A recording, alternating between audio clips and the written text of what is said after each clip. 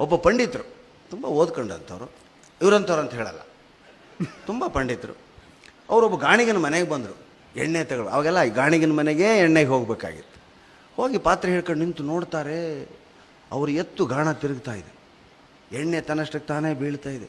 ಅದ್ರ ಹಿಂದೆ ಆ ಗಾಣಿಗನೇ ಇಲ್ಲ, ಆ ರೈತ ಅಂತಿರೋ ಗಾಣಿಗೆ ಅಂತ ಅವನು ಇಲ್ಲವೇ ಇಲ್ಲ. ತನ್ನಷ್ಟಕ್ಕೆ ತಾನೇ ತನ್ನ ಕೆಲಸ ತಾನು ಮಿಷಿನ್ ಥರ ಮಾಡ್ತಿದೆ. ಹಾಂ, ಏನಿದು ಅಂದು ಕೂಗಿ ಅವನು ಕರೆದ, ಬಾರೋ ಇಲ್ಲಿ. ಏನಯ್ಯ ನಾನು ಮಲಗಿದ್ದೆ ಸರ್ ಒಳಗಡೆ. ಅಲ್ಲ ಇಲ್ಲಿ ಎಣ್ಣೆ ತೆಗಿಯಕ್ಕ ಎತ್ತನ್ನು ಬಿಟ್ಟು ನೀವು ಮಲಗಿದ್ದೀನಿ, ನಾಚಿಕೆ ಆಗಲ್ವ ನಿನಗೆ?